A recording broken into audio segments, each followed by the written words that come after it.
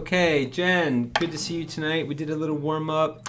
Open E, then to E5, same note, that's a unison, then to E9. The third unison we're studying. Now we're doing a 3-beat pattern in triplet time, down, down, up. The B and the E are the fifth and the root of the scale, that's why they sound so good, pedaled. You can go up to 2 F sharp and G sharp, and then do it in reverse. 8, 7, 6, 5, 6, 7, 8. Do that major and minor. And if you can remember, well, don't worry about that. Okay, so then we also reviewed your parallel thirds. Major, minor, minor, major, major. And your song today introduced sixth, a parallel sixth. So I'm leaving the capo off and I'm going to play this in G. But if you put G on your first finger and B on your second finger, B, G, Mi, Do. Okay, that's the one. That gives you the major sound. And then 2 is minor, 3 is minor, 4 is major, and 5 is major. So now you can play a 5-note run in 6. Excuse me, that was shitty. And this works also if you shift it up. So now you're playing the 4th and the 2nd string.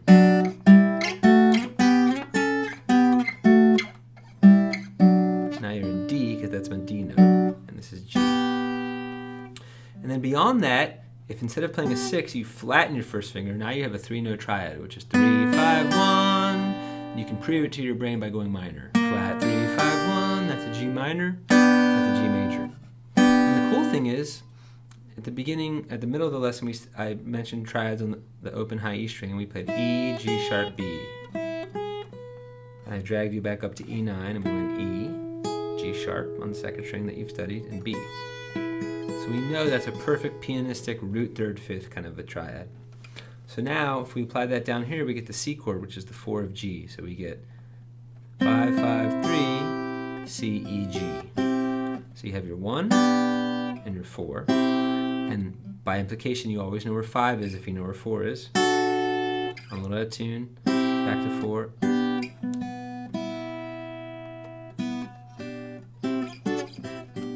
So you can do that little box in different keys. You can do it in G. You can move it up a whole step to A. 1, 4, 5, 4, 1.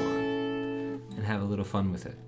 Okay, so moving right along to the solo, which uses thirds and sixths and triads. So it has a lot to offer here.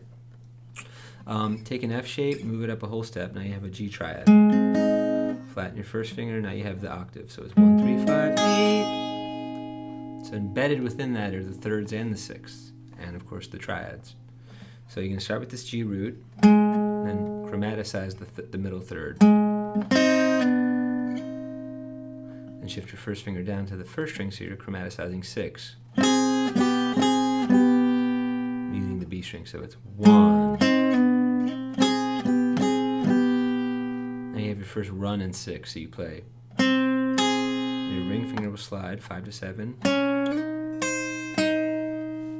Okay, now we're on the 5 chord. So you get this triad shape, and your pinky slides up 1, and then back. So the move is. So together it's.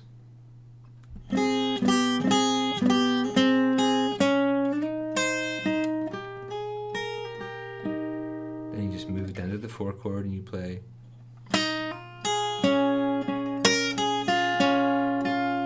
Again. And it's thirds. Now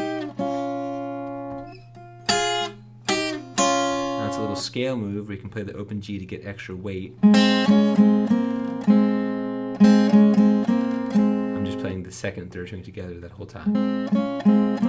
Now this, I still had it wrong. I'm going to do a 4 on the D string, and then chromatic thirds like this. I think that's what he's doing, it's just low in the mix. So that move becomes. Then flatten out here, get your G triad on the top 3 and go 3, 1, 2, 3. Now it's a proper scale run in 6, and instead of doing the pinky fingering, do the 2 and 3 because it's stronger. it's 2, 3, 4, 2, 3, 1. Shift your second finger up to the D. These are also sixth. And then, so you're doing the 6. Leave your ring finger where it is. Shift your first finger to the high E. Now you have a third, and you double that high E. The triplet and triplet. Third, third. Then I play the open B and land the F-shaped triad for a resolution, even though they continue to play. So it's not perfect, but it's good. So the whole thing would be.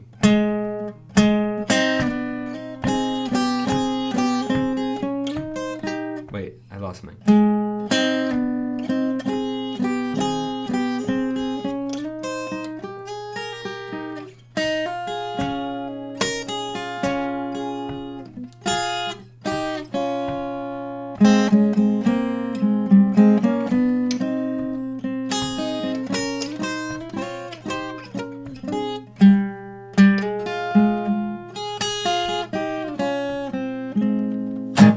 As good as I can do it from memory.